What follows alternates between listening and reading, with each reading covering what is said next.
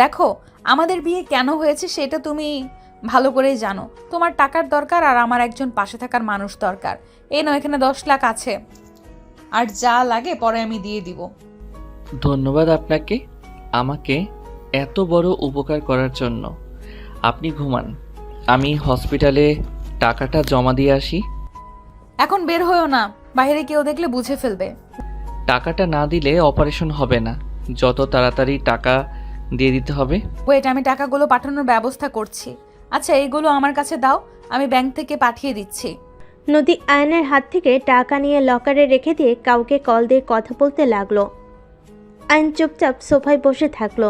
কিছুক্ষণ পর কথা বলা শেষ করে খাটে এসে বসলো নদী। বসে আয়নের দিকে তাকিয়ে পড়ল। কথা বলেছি, তুমি ঘুমাও। চিন্তা করো না, অপারেশন ঠিকভাবেই হয়ে যাবে, আর আল্লাহর উপরে ভরসা রাখো। আচ্ছা, আপনার ছেলে মেয়ে আমাদের কিভাবে নিবে? তোমাকে ওইসব নিয়ে ভাবতে হবে না, তুমি ঘুমিয়ে যাও। আচ্ছা, আপনিও ঘুমান। আইন সোফায় পাঞ্জাবি ঠিক করে ঘুরে শুয়ে পড়ল। ডিম লাইট জ্বালিয়ে একপাশ হয়ে শুয়ে পড়ল। নদীর চোখের কোণায় পানি গড়িয়ে পড়তে লাগলো। আইন ঘুরতেই দেখতে পাই নদী তাকিয়ে আছে উপরের দিকে।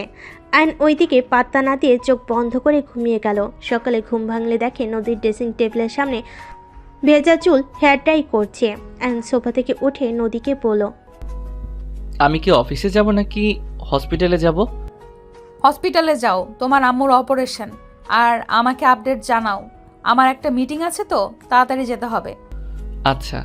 আইন উঠে ওয়াশরুমে চলে গেল। গোসল করে বাহিরে তোয়ালে পরে আসলে দেখে সামিরা বসে আছে।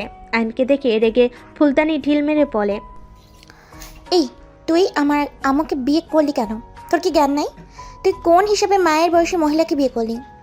আমার বডিগার্ড ছিলি, সেখান থেকে সোজা আমার হাজব্যান্ড হয়ে গেলি? আরে তোর রুচি এত জঘন্য কেন?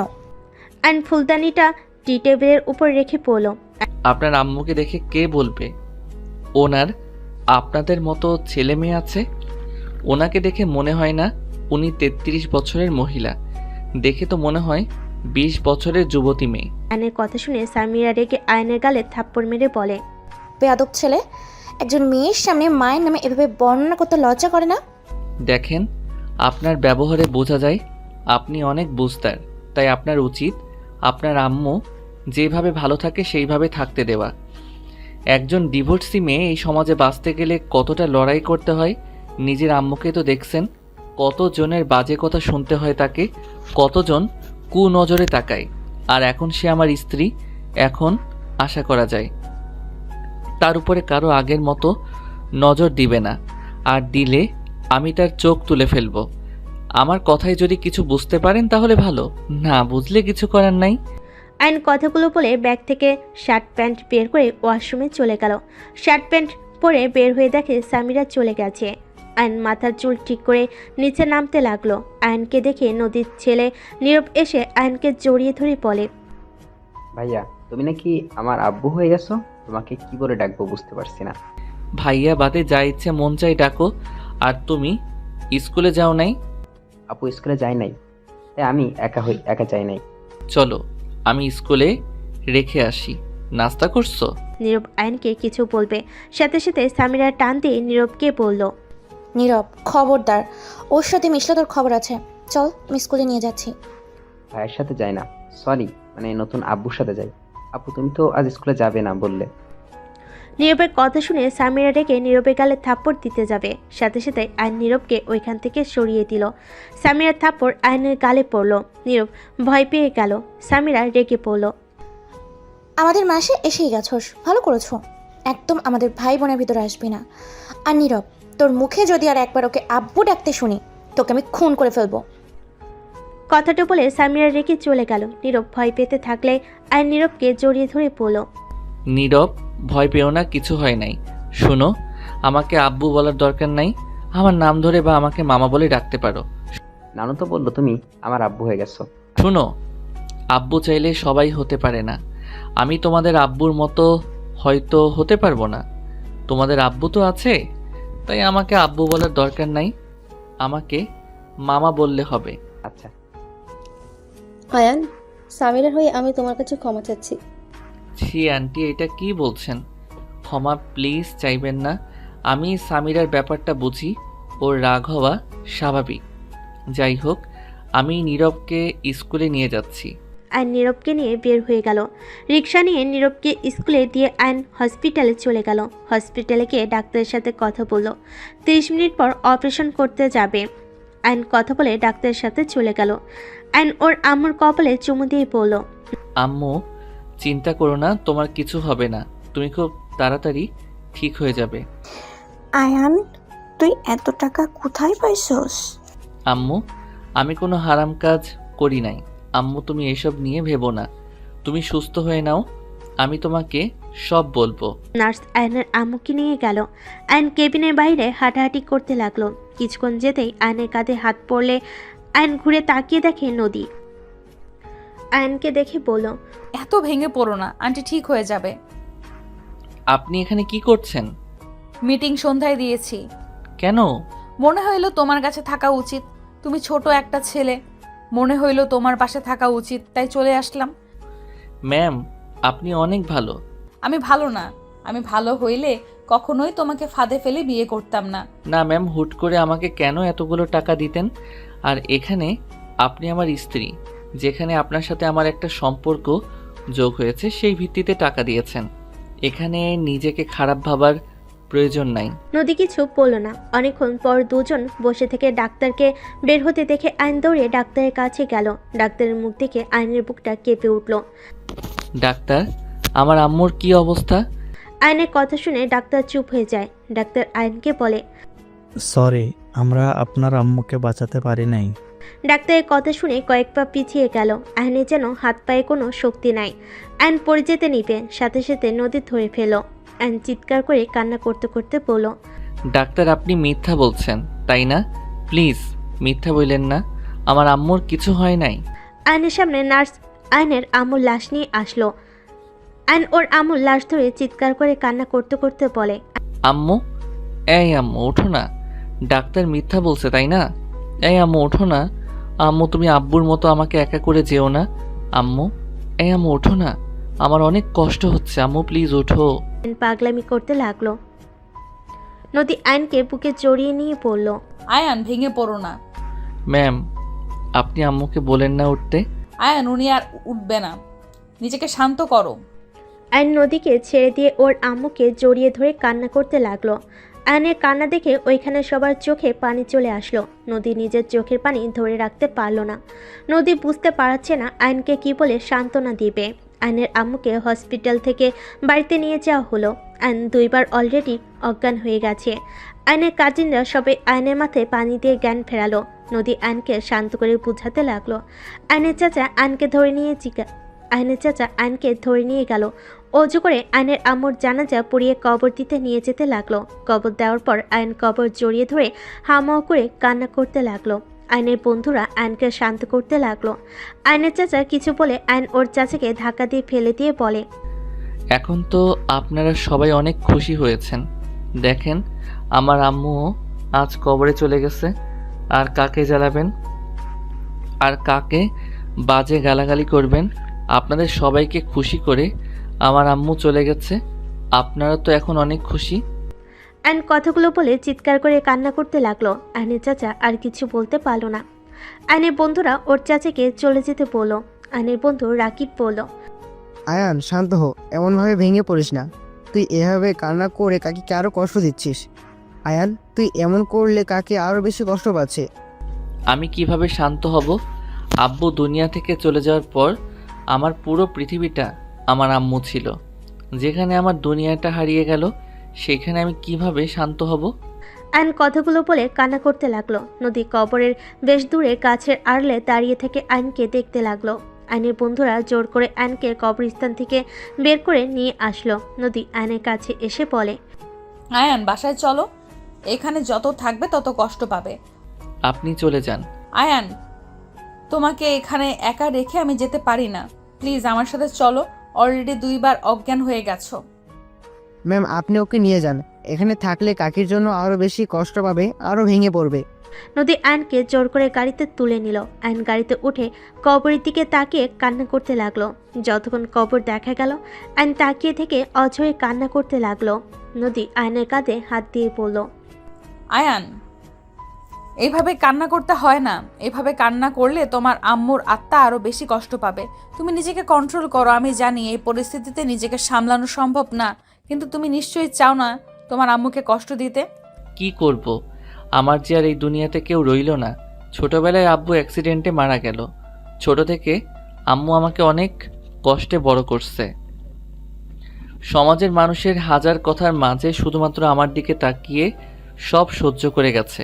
একটু কষ্ট হইলে যাকে জড়িয়ে ধরে সব কষ্ট দূর করতাম, সেখানে সেই মানুষটাই আজ আমার পাশে নাই।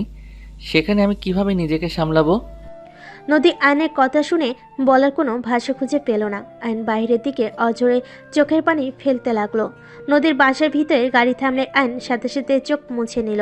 আয়ন নদী গাড়ি থেকে নামলো। দুজন ভিতরে ঢুকলে সবাই অবাক হয়ে তাকালো। নীরব আয়নকে জড়িয়ে ধরে বলে, মামা তোমার কি হয়েছে? তোমার সারা শরীরে মাটি কেন? দেখা আবার কার সাথে মারামারি করে আসলো। Samira, just shut up. ওনাকে বকা দিবেন না প্লিজ। নীরব, আমার কিছু হয় নাই। তোমার না পড়া আছে? এখানে বসো। এখানে বসে কি করো? যাও পড়তে বসো। মামা তোমার কাছে পড়বো। মামার মন ভালো না। নীরব, মামাকে ডিস্টার্ব করো না। মামা আমি কি তোমাকে ডিস্টার্ব করি? না বাবা। আচ্ছা তুমি বই নিয়ে আসো। আয়ন কথাটা বলে রুমের দিকে চলে গেল। নীরব যেতে চাইলে নদী বলল, নীরব, বই নিয়ে যেতে হবে না। একটা কাজ করতে পারবে? কি কাজ আব্বু? আমি তো অফিসে যাব।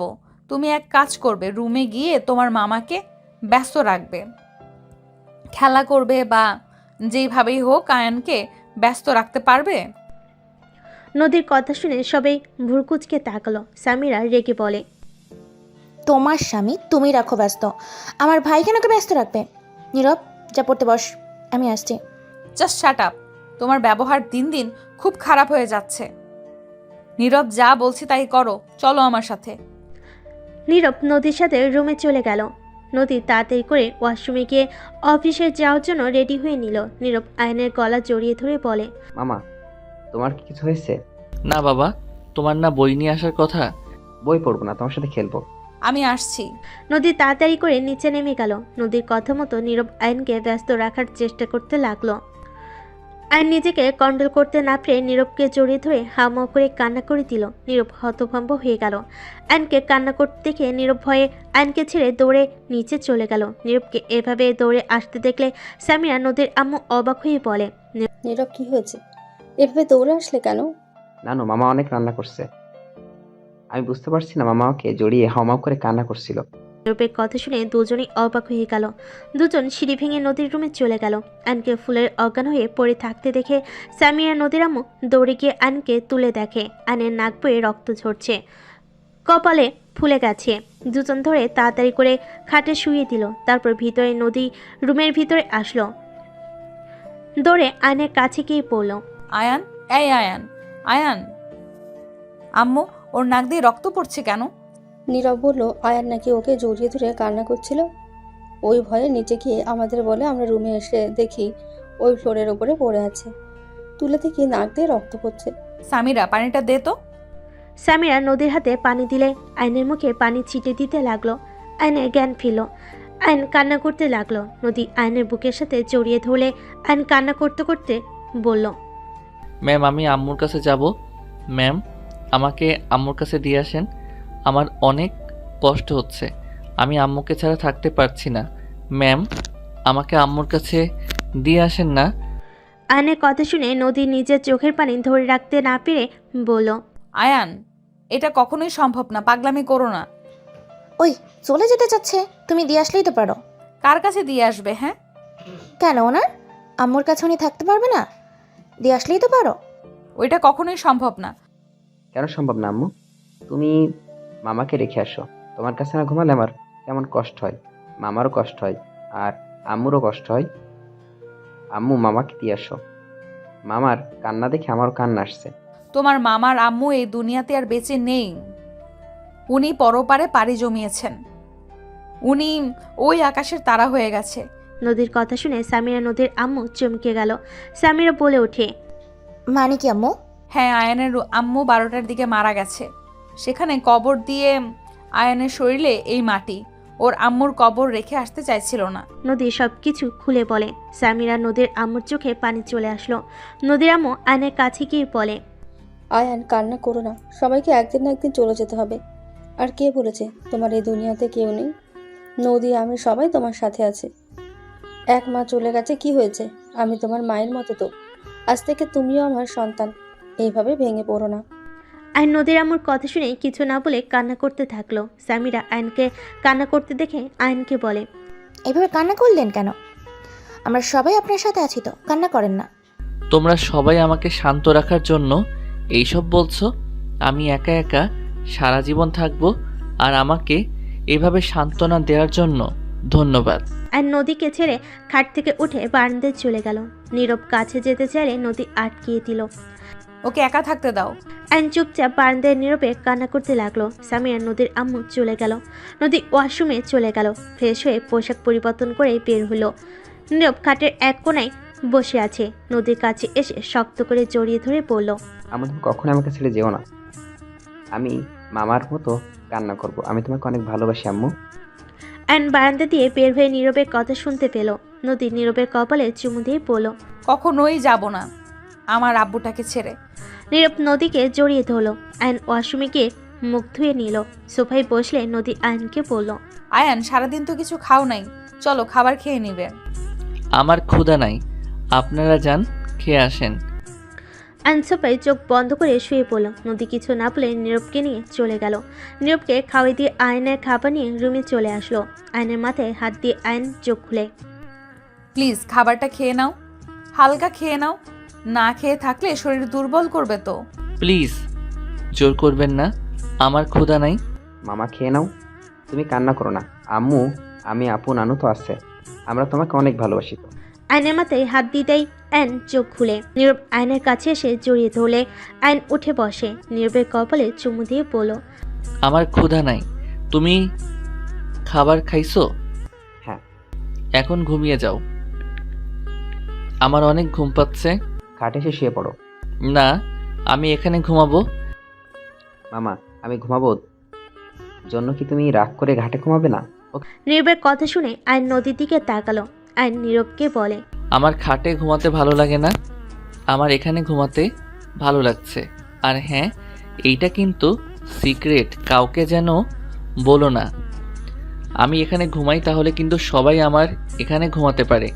আমি আমার জায়গা কাউকে দিতে চাই না। ওকে মামা, কাউকে বলবো না, আমার অনেক ঘুম পাচ্ছে। নীরব হাই তুলতে তুলতে খাটে গিয়ে শুয়ে পড়ল।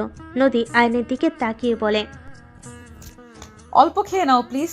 প্লিজ জোর করেন না, আপনি একজন স্ত্রীর মতো ব্যবহার করছেন, ব্যাপারটা আমার ভালো লাগছে না। আয়নের কথাই নদীর কিছুটা খারাপ লাগলো। নদী আর কিছু না বলে খাবার টি টেবিলের উপর রেখে দরজা লাগিয়ে দিয়ে এসে লাইট অফ করে ডিম লাইট জ্বালিয়ে শুয়ে পড়লে নীরব নদীকে জড়িয়ে ধরে। নদী নীরবের মাথায় হাত বুলিয়ে দিল। নীরবের কপালে চুমু দিয়ে ঘুমিয়ে পড়ে। 5 দিন পর। আয়ান, এভাবে না খেয়ে থাকলে তোমার শরীর দিন দিন খারাপ হয়ে যাচ্ছে। আয়ান, বাস্তবতা মেনে নাও। কতদিন না খেয়ে থাকবে বলো? শোনো, এই দুনিয়াতে একা এসেছো, একাই যেতে হবে। আর একবার জন্ম হয়েছে, তার মৃত্যু হবেই, কারো আগে কারো পরে। দয়া করে খেয়ে নাও। আমিও তো তোমার মা হই, তাই না? আমার হাতে কি খাবে না? নদীর আম্মুর কথা শুনে নদীর দিকে তাকালো। নদী শুধু তাকিয়ে থাকলো। নীরব সামিরা তাকিয়ে আছে। আইন নদীর আম্মুর দিকে তাকাতেই ওনার অসহায় মুখ দেখে নিজেকে কন্ট্রোল করতে না পেরে নদীর আম্মুর হাত থেকে খাবার খেয়ে নিল। সবে অনেক খুশি হয়ে গেল। নদীর আম্মু আইনের মাথায় হাত বুলিয়ে দিল। আইনকে খাওয়াই দিতে লাগলো আর বলতে লাগলো, এই তো গুড বয়। আরে 1 মা গেছে তো কি হয়েছে? আরেকটা মা তো আছে, তাই না? এখন থেকে তুমি তোমার আম্মুর সাথে যেমন করছো আমার সাথে তেমন করো, তাতে তো হয়ে যায়। হয়তো আমি তোমার নিজের মায়ের মতো হতে পারবো না, বাট আমার সাধ্য অনুযায়ী চেষ্টা করব। নদীর আম্মুর কথা শুনে আইন নদীর আম্মুকে বলল, আপনাকে একটু জড়িয়ে ধরতে পারি? নদীর আম্মু অবাক হয়ে বলল, হ্যাঁ ধরো, অনুমতি কেন নিচ্ছ? আইন নদীর আম্মুকে জড়িয়ে ধরে চোখ বন্ধ করে চোখের পানি পড়তেই মুছে ফেলল। আপনি একবার যখন বলছেন আপনি আমার মা, তাহলে আমি আর আপনাকে জ্বালাবো না। এক আম্মুকে তো অনেক জ্বালিয়েছি, আজ সেই আমাকে ছেড়ে চলে গেল। আমি আপনার অনেক যত্ন করব, একদম আপনাকে বিরক্ত করব না। আয়নের কথা শুনে নদীর আম্মুর চোখে পানি চলে আসলো। নদীর আম্মু কপালে চুমু দিয়ে বলে, তোমার যেইটাই ভালো লাগে ওইটাই করো, বাট কান্না করো না। আয়নকে খেতে দেখে নীরব এসে আয়নকে জড়িয়ে ধরে বলে। ইয়াহু, মামা খাবার খাচ্ছে। আম্মু তুমিও খেয়ে নাও, মামা তো এখন খাচ্ছে। নীরবের কথা শুনে আয়ন অবাক হয়ে গেল। নদীর দিকে তাকাতে দেখে নীরবের দিকে রাগী লুক নিয়ে তাকিয়ে আছে। আয়ন নদীকে বলল, কি ব্যাপার, আপনি কি খাবার খান নাই? ব্যস্ত কারণে খাওয়া হয়ে ওঠে নাই, তুমি খাও। ও আচ্ছা আচ্ছা আন্টি, আমি আর খাবো না, আমার পেট ভরে গেছে। আমি একটু বের হব। মামা আজকে তো ছুটির দিনে, তাহলে কোথায় যাবে? বাড়িতে যাব। ও আচ্ছা, আমার আয়ন সোফার উপর থেকে উঠে বাসা থেকে বের হয়ে গেল। আয়ন ওর আম্মুর কবরের কাছে গিয়ে আম্মুর কবর জিয়ারত করলো। জিয়ারত করে সেখান থেকে বের হইতেই আয়নের চাচা আসলো। আয়ন কোনো কথা না বলে চলে যেতে নিলে আয়নের চাচা হাত ধরে বলে, আয়ান বাসায় চল, তোর চাচি তোকে যেতে বলছে। সময় নাই। আয়ন কথাটা বলে হাত সরিয়ে দিয়ে চলে যেতে লাগলো। কিছু বলার আগেই আয়ন রিক্সা নিয়ে বের হয়ে গেল। আয়ন নদীর পাড়ে চলে গেল। নদীর পাড়ে বসে থাকলো। 3টার দিকে আয়ন বাসায় ফিরে গেল। বাসার ভিতরে ঢুকতেই আয়ন অবাক হয়ে গেল সোফায় বসে থাকা মেয়েটাকে দেখে নীরব দৌড়ে এসে পড়ল। মামা কোথায় গেছিলে? এতক্ষণ লাগলো কেন? আম্মু তো অনেক চিন্তা করছিল, তোমার বাসায় গিয়েও তোমাকে পাই নাই। আমি একটু আমার পছন্দের জায়গায় গেছিলাম। কলটা কি রিসিভ করা যায় না? সরি, খেয়াল ছিল না। আয়ান, আসসালামু আলাইকুম। ওয়ালাইকুম সালাম। অনেক শুকিয়ে গেছো দেখছি। পড়াশোনা কেমন চলছে? পড়াশোনা আর করি না। কি? কেন? জব নিয়েছি, পড়ার সময় হয়ে ওঠে নাই। বাট তুমি এখানে? আমারও তো সেম প্রশ্ন। আমার বাসার সবাইকে তুমি চেনো নাকি? এইটা তোমার বাসা? হ্যাঁ। খালামাই তুমি মামাকে চেনো? হ্যাঁ। খালামণি মানে? ও, তুমি তাহলে ওনার ছোট বোন? হ্যাঁ। তোমরা একে অপরকে কিভাবে চেনো? হাই স্কুলে আমরা একসাথে পড়াশোনা করেছি। ও অনেক ভালো স্টুডেন্ট ছিল। ও সব সময় ক্লাসে ফার্স্ট হতো। প্রথমে তো ওকে আমি দেখতে পারতাম না, বাট পরে বুঝতে পারি ও অনেক ভালো। এই আয়ান, আন্টি কেমন আছে? আমাকে ভুলে গেছে নাকি? জানো আপু, ওদের বাসায় একবার গিয়েছিলাম। আন্টি আমাকে অনেক আদর যত্ন করেছিল। তুলির কথা শুনে আয়ন চুপ হয়ে গেল। নদী আয়নের মুখ দেখে বুঝতে পারল। নদী আয়নকে বলল, আয়ান রুমে যাও। আচ্ছা থাকেন। আয়ন চলে গেলে তুলি অবাক হয়ে তাকিয়ে বলল, কি হলো এটা? কি ব্যাপার? ও তোমার রুমে চলে গেল কেন? খালামণি, ওটা তোমার বোনের জামাই। সামিরা, কি ধরনের কথা এটা? তুলি কথাটা শুনে অবাক হয়ে গিয়ে বলে, কি? এসব কি বলে? হ্যাঁ, আয়ানকে বিয়ে করছি। কি যাতা বলো? তোমার কি মাথা খারাপ নাকি? আয়ান আর তোমার বয়সের কত পার্থক্য? তোমার বয়স 33 আর ওর বয়স 19। কতটা বয়সের পার্থক্য? পাগল হয়ে গেছো নাকি? কি, আমার তো 15। আমার 4 বছরের বড়। তাহলে খালামণি তুমিই বলো কেন আমি রেগে যাই? আমি ওকে কোন হিসেবে বাবা বলে ডাকবো বলতে পারো? এখন তুমিই বলো, কেন তোমার বোনের সাথে খারাপ ব্যবহার করি? আম্মু, তুমি এটা কিভাবে মেনে নিলে? তোমার মেয়ে যা মনে চাইবে তাই করবে নাকি? ওর এত বিয়ে করার শখ থাকলে রাতুল ভাইকে বিয়ে করলে কি সমস্যা হতো? আমার ব্যক্তিগত ব্যাপারে তোরা কথা বল, এটা আমি চাই না। আমার যেটা ভালো লাগবে আমি তাই করব। আপু, তুই 2 বাচ্চার মা। তোর সাথে ওর কখনোই যায় না। নিজে তো ভেবে দেখ। ছি, ভাবতেই ঘৃণা হচ্ছে। আয়ান তো আমার 1 বছরের ছোট। মানুষজন জানলে কি বলবে? আমি কারোর কথা কানে দেই না। মানুষের মুখ আছে বলবেই, এখানে আমি কি করব? নদীর কথা শুনে তুলির রাগে সামনে থাকা গ্লাস ছুঁড়ে মেরে বলে, তোর এসব উজানি কথা বলার জন্য সংসার করতে পারলি না, আবার হাঁটুর বয়সে ছেলেকে বিয়ে করছস? কোনো কাণ্ডজ্ঞান কি নাই তোর? সব সময় খালি আমাদের মাথা হেট করে দিস। আব্বু লন্ডন থেকে ফিরুক, এর একটা ব্যবস্থা না নিলে খবর আছে। তুলির কথা শুনে নদীর বুকের ভিতর যেন মুচড়ে উঠল। নদীর চোখে পানি টলমল করতে লাগলো। নদীর তুলির দিকে তাকিয়ে পড়ল। তুই এটা আমাকে বলতে পারলি? হ্যাঁ, বলতে পারছি। এই ন্যাকা কান্না করবে না তো। নদী আর এক মুহূর্ত ওইখানে দাঁড়িয়ে থাকতে পারল না, দৌড়ে রুমে চলে গেল। তুলির আগে নিজের রুমে চলে গেল। আয়ন বারান্দায় বসেছিল। নদীর রুমে এসে সোজা ওয়াশরুমে গিয়ে শাওয়ার ছেড়ে দিয়ে কান্না করতে লাগলো। অনেকক্ষণ বসে থাকতে হঠাৎ নীরবের কান্নার শব্দ পেয়ে আয়ন বারান্দা থেকে বের হয়ে দেখে নীরব ওয়াশরুম থেকে কান্না করে বলছে, আম্মু ওঠো না। আম্মু তুমি তো কাঁদছো। নীরবের কথা শুনে আয়ন ওয়াশরুমে গিয়ে দেখে নদী দুই হাত হাঁটু জড়িয়ে ধরে চুল ছেড়ে দিয়ে কান্না করছে। হাতের লোমগুলো দাঁড়িয়ে গেছে। আয়ন নদীর কাছে গিয়ে শাওয়ার বন্ধ করে পড়ল। আপনি এসব কি করছেন? এই সময় এইভাবে ভিজছেন কেন? আর কি হয়েছে, কান্না করেন কেন? মামা আম্মুকে ধরো না। খালামণি আম্মুকে বকা দিয়েছিল। আম্মু অনেক কষ্ট পেয়েছে। আম্মু কষ্ট পেলে এমন করে। আম্মু জ্বর আসবে আবার। মামা ধরে নিয়ে চল না। আমি তো নিতে পারছি না। নীরবের কথা শুনে আয়ন বলল। তুমি সরো, আমি নিয়ে যাচ্ছি। নীরব সরে দাঁড়ালে আয়ন নদীর শরীরে হাত দেওয়ার সাহস পাচ্ছিল না। তারপর ভয়ে ভয়ে পড়ল। ক্ষমা করবেন, প্লিজ উঠেন। নীরব কান্না করছে তো। আয়ান, নীরবকে নিয়ে যাও প্লিজ, আমাকে একা থাকতে দাও। নদী আবার শাওয়ার ছাড়তে যাবে। আয়ন সাথে সাথে নদীর হাত ধরে পাজা কোলে তুলে নিল। নদী নামিয়ে দিতে বলতে লাগলো। আয়ন নদীর কোনো কথা না শুনে রুমে নিয়ে আসলো। নদী ঠান্ডায় কাঁপছে। আয়ন নীরবকে বলল। তোয়ালেটা দাও। নীরব তোয়ালেটা দিলে আয়ন নদীর মাথার পানি মুছতে লাগলো। মুছে চুল বেঁধে দিল। আরেকটা তোয়ালে দিয়ে হাত মুছতে গেলে রুমে সামিরা তুলি এসে এই অবস্থা দেখে বলে, ছি, ছেলের সামনে এভাবে থাকতে লজ্জা করছে না? দিন দিন বেহায়া হওয়া বন্ধ করো। নীরব, যাও আপুর রুমে যাও। এখানে কি করছো?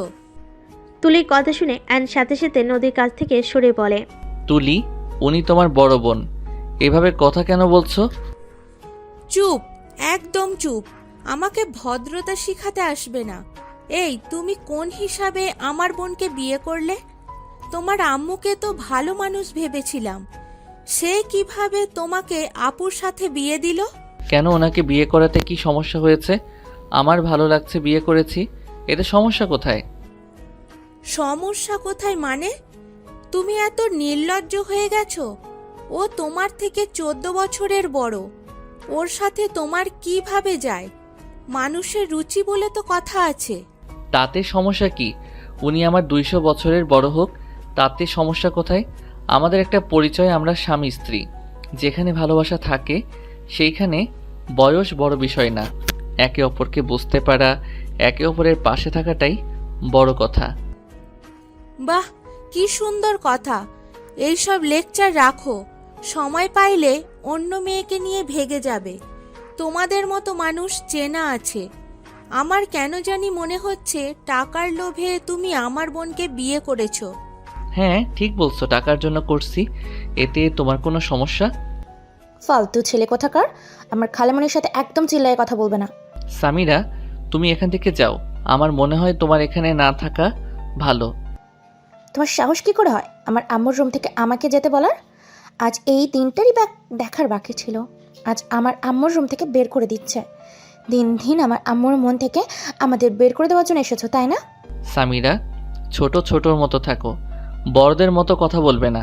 এখানে বড়রা কথা বলছে, এখানে তাই থাকতে না করছি। আমি যাব না।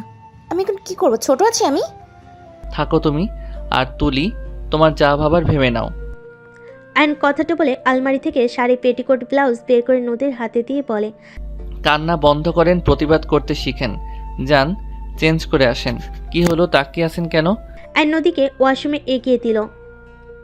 তুলি কিছু বলতে যাবে, সাথে সাথে আয়ন কানে হেডফোন দিয়ে খাটে বসে থাকলো। তুলি রেগে হেডফোন খুলতে যাবে, সাথে সাথে আয়ন তাকিয়ে পড়ল। কি সমস্যা? তোমার সাহস কি করে হয় আমাদের সাথে বাজে ব্যবহার করার? তুমি যেমনটা ভেবে নিতে পারো। আর আমার সাহস সবসময় বেশি ছিল, বেশি আছে। আমি বুঝলাম সামিরা আমাকে সহ্য করতে পারে না, কারণ নিজের আব্বু থাকতে মায়ের সাথে অন্য কাউকে মেনে নেওয়া যায় না। বাট তোমার সমস্যা কোথায় সেইটাই তো বুঝলাম না। তোমার বোন যদি আমাকে বিয়ে করে সুখে থাকতে পারে, এখানে তো তোমার সমস্যা হওয়ার কথা না, নাকি তোমার বোনের ভালো থাকা তোমার দেখতে ইচ্ছে করে না? আয়নের কথা শুনে তুলি রেখে আয়নের গালে ঠাস ঠাস করে থাপ্পড় মেরে বলে, তোর এত বড় সাহস! আমি আমার বোনের সুখ দেখতে পারি না? সমাজের লোক তোদের নিয়ে হাসবে, বুঝতে পারছস? আত্মীয় স্বজন যখন এইসব জানবে, সবাই ছিছি করবে। সিসি? এতদিন ধরে তো ওনাকে সবাই সিসি করে গেছে। কই, তখন তো একবার কেউ প্রতিবাদ করেন নাই। 6 দিন আগে আপনার বোনকে একা পেয়ে আপনার কাজিন জোর জবরদস্তি করতে নিয়েছিল। সেখানে আপনার সমাজ আর আপনি কোথায় ছিলেন? আমি যদি সেখানে না যেতাম আপনার বোনের কি হতো? এত মানুষ আপনার বোনের দিকে খারাপ নজরে তাকিয়ে থাকে, কুপ্রস্তাব দেয়। কোথায় ছিলেন আপনার আত্মীয় স্বজন সমাজ? ওরা আপনার বোনকে কুড়ে করে খাচ্ছিল। তখন কোথায় ছিলেন? আর যখন আমাকে বিয়ে করছে তখন আপনার সমাজ আত্মীয় স্বজন কি বলবে? হাজার কথা শুরু করছেন। নদী ওয়াশরুম থেকে বের হয়ে আয়নের সব কিছু শুনে আয়নের দিকে তাকিয়ে থাকলো। সামিরা তুলি দুজন চুপ হয়ে গেল। তুলি নদীর দিকে তাকিয়ে পড়ল। আপু কি তোর সাথে জোর জবরদস্তি করেছে?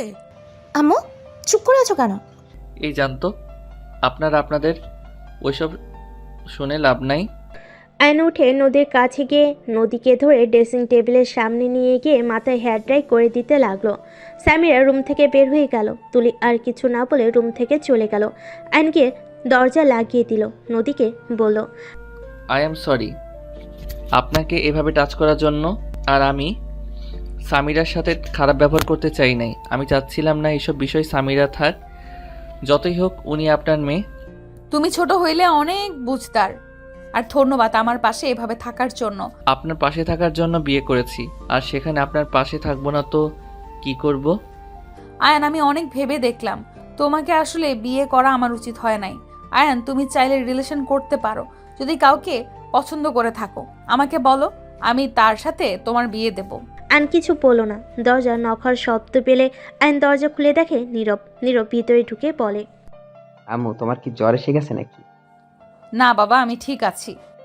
আম্মু, মামার সাথে তোমার বিয়ে হয়ে শুনে খালামণি এসে রাগ করে গেল কেন?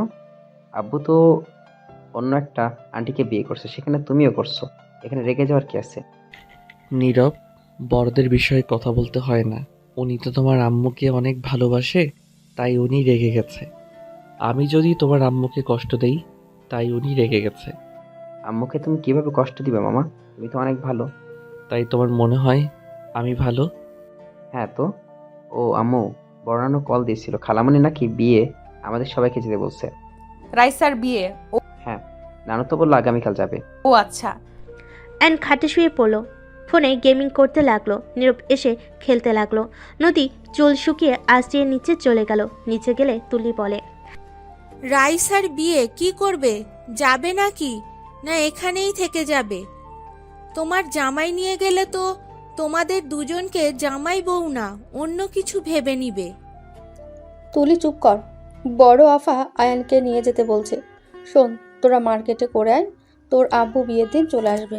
আর এত ভাবিস না, আমি সবাইকে আনছি। আমাকে আপনাদের পরিচয় দিতে হবে না। ওনারা তো জানে আমি আপনার বডিগার্ড, সেই হিসাবে চলে যাব। আর আপনার জামাই আসতে পারে নাই, হিসাব বরাবর। এইটাই ভালো হবে। না আয়ান, এসব কিছু বলতে হবে না, আমি সবাইকে বলে দিয়েছি। আর ওরা তোমাকে ইনভাইট করেছে। আর তুলি, তুই একটু বেশি কথা বলোস। যা শপিং করতে চা।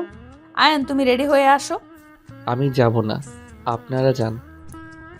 কেন? ওইখানে গিয়ে কি এইসব কম দামের জিনিস পড়বে নাকি? আমার যা আছে এইটাতে কি সমস্যা? দুইজন থামো, যা বলি তাই করো। আয়নকে জোর করে আয়ন পড়ে যেতে বাধ্য হয়। সবার সাথে শপিংয়ে চলে গেল। আয়ন কিছু কিনলো না দেখে নদী নিজে পছন্দ করে কিনতে লাগলো। সবার শপিং শেষ হতে হতে রাত 11টা বেজে গেল। রেস্তোরাঁয় গিয়ে সবাই খাবার খেয়ে নিল। নীরব ঘুমিয়ে গেলে আয়ন নীরবকে কোলে তুলে নিয়ে হাঁটতে লাগলো। রাস্তা দিয়ে হাঁটছিল। হঠাৎ করে রাকিব এসে বলে, কি রে আয়ান, এখানে কি করিস? ও ম্যাম, আসসালামু আলাইকুম, কেমন আছেন? ওয়ালাইকুম সালাম। জি আলহামদুলিল্লাহ ভালো। তুমি ভালো আছো? জি। ও আয়ান, তোর সাথে দেখা হয়ে ভালোই হইলো। আয়ান, তোর চাচা কি করছে জানোস? জানার দরকার নাই। আতিয়াকে একটা বুড়ো লোকের সাথে বিয়ে ঠিক করেছে। কি? হ্যাঁ, ঋণ মেটাতে গিয়ে আতিয়াকে কাজে লাগাচ্ছে।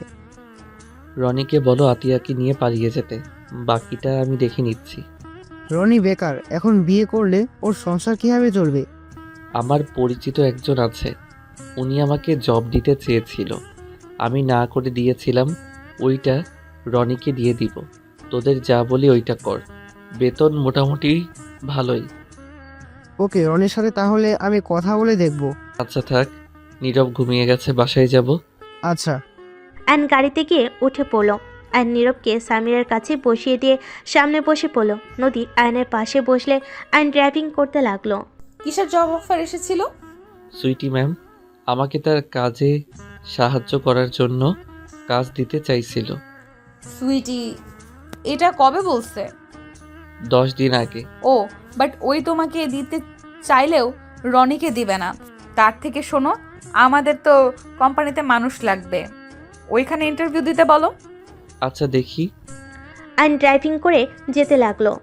বাসার ভিতরে গাড়ি নিয়ে গেলে দেখে তুলি সামিরা অলরেডি ঘুমিয়ে গেছে। নদী দুজনকে ডাকতে লাগলো। তুলি উঠল, সামিরা উঠল না। নীরবকে আয়ন কোলে নিল। সামিরাকে তুলি নদী ধরে নিয়ে যেতে লাগলো। নীরবকে আয়ন রুমে শুয়ে দিয়ে নিচে এসে দেখে সামিরাকে সোফায় শুয়ে দিয়ে রাখছে। সামিরা পড়ে যেতে নিবে, সাথে সাথে আয়ন টি টেবিলটা এগিয়ে দিল। নদী তুলি শপিং ব্যাগ নিয়ে আসলে আয়ন এগিয়ে গেলে তুলি। স্বামীরারগুলো আমি রেখে আসছি, তারপর ওকে রুমে রেখে আসি। আয়ান, তুমি প্লিজ এগুলো রুমে নিয়ে যাও। আয়ন নদীর হাত থেকে সব শপিং ব্যাগ নিয়ে যেতে লাগলো। রুমে গিয়ে রেখে দিল। আয়ন ওয়াশরুমে গিয়ে ফ্রেশ হয়ে নিল। ওয়াশরুম থেকে বের হয়ে দেখে নদী ক্লান্ত হয়ে সোফায় বসে পড়েছে। মাথা ব্যথা করছে নাকি? হালকা। আপনি ফ্রেশ হয়ে ঘুমিয়ে যান। নদী উঠে ফ্রেশ হতে চলে গেল। আয়ন সোফায় শুয়ে পড়ল। সকালে নদীর ডাকে ঘুম ভাঙলো। আয়ন নদীর দিকে তাকিয়ে বলল, এত সকালে ডাকছেন কেন? দুইজন রেডি হয়ে নাও, বিছানার উপরে শার্ট প্যান্ট বের করে রাখছি, তাড়াতাড়ি পরো। এখন যাবেন নাকি? হ্যাঁ। আয়ন নীরব উঠে তাড়াতাড়ি দুজন রেডি হয়ে নিল। রেডি হয়ে লাগেজ নিয়ে নিচে নামলো। নিচে গিয়ে দেখে কেউ নেই। আর নীরব বসে থাকলো। নীরব তুলির রুমে গিয়ে দেখে সবাই সাজগোজ করে যাচ্ছে। নীরব নিচে এসে বলে, আমাদের রেডি হতে হতে আমাদের একটা ঘুম হয়ে যাবে। কি আর করবে, অপেক্ষা করা ছাড়া উপায় নেই। দুজন বসে গেম খেলতে লাগলো। 2 ঘন্টা পর তিনজন নিচে নামতে লাগলো। আয়ন পানি খেতে গ্লাস হাতে নিয়ে খেতে যাবে, সাথে সাথে সিঁড়ির দিকে চোখ গেল। আয়ন হা হয়ে তাকিয়ে নদীকে দেখে চোখ যেন ফেলতে পারছে না। তুলি আয়নকে বলে, সারাদিন তো দেখো, আবার ওদের সামনে হাঁ করে তাকিয়ে আছো কেন? আয়ন সাথে সাথে গ্লাসে পানি নিয়ে খেতে লাগলো। অন্যদিকে ঘুরে আয়ন নদীর আম্মুকে দেখে বলে, মাশাআল্লাহ আন্টি, আপনাকে আর সামিরাকে ভালো লাগছে, আর দুইটাকে পেতনি পেতনি লাগছে। আয়নের কথা শুনে নদীর আম্মু সামিরা হাসতে লাগলো। আয়ন হাসতে লাগলো মিটিমিটি করে। তুলি নদী বুড়কুচকে তাকালো। নীরব বলে উঠল, খালামণি, আম্মু, তোমাদের নাকি পেতনির মতো লাগছে? তোর মামাকে ভূতের মতো লাগছে। আমি ভূত এইটা তো জানি, বাট আপনারা যে পেতনি এটাই তো জানেন না, তাই না নীরব? দুজন হাসতে লাগলো। তুলি রেগে যে মারতে যাবে আর নীরবকে নিয়ে লাগেজ নিয়ে দৌড়ে বের হয়ে গেল। দুজন গাড়ি থেকে উঠে বসলো। ওদের সবাইকে দেখে আয়ন গাড়ি থেকে নেমে লাগেজগুলো পিছনে রেখে দিল। আয়ন ড্রাইভারের পাশে গিয়ে বসলো। বাস কাউন্টারে গিয়ে বাসে উঠে পড়ল।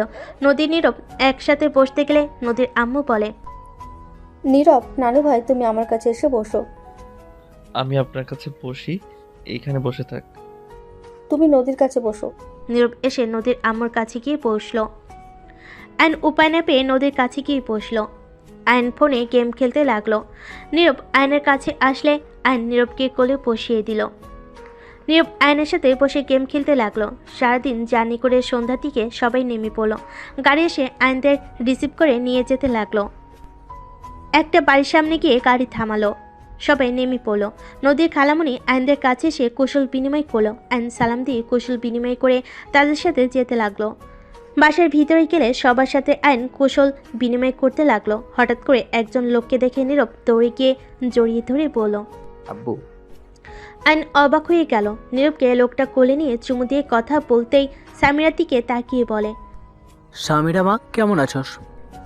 সামিরাকে জড়িয়ে ধরতে চাইলে সামিরা লাগেজ নিয়ে সাইড কেটে চলে গেল। আইন নদীর কানে কানে বলে, এইটা আপনার এক্স হাজবেন্ড নাকি? হুম। নদীর এক্স হাজবেন্ড রায়হান কাছে এসে নদীর আম্মুকে সালাম দিল।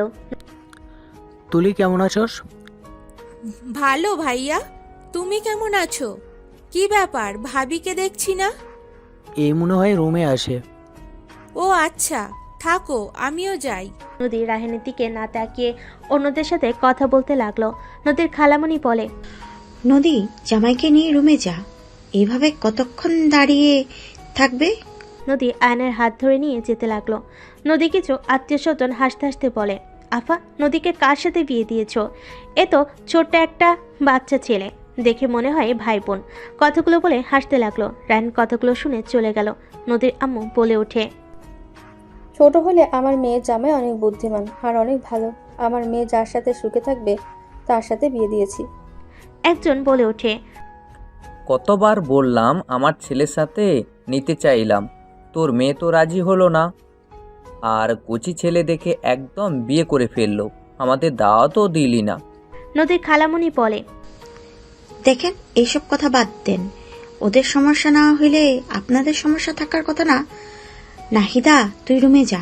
নদীর আম্মু আর কিছু না বলে চলে গেল। এদিকে আয়ন নদীর রুমে গেলে আয়ন বলে, আপনার স্বামী এখানে কি করে? ওই আমার মেছো খালামণির ছেলে। ও আপনার কাজিন ছিলেন? হ্যাঁ আয়ান, ওর বিষয়ে প্লিজ আর কিছু জিজ্ঞেস করো না। ওকে। ওইদিকে ওয়াশরুম ফ্রেশ হয়ে নাও, আমি একটু আমার বোনদের সাথে দেখা করে আসি।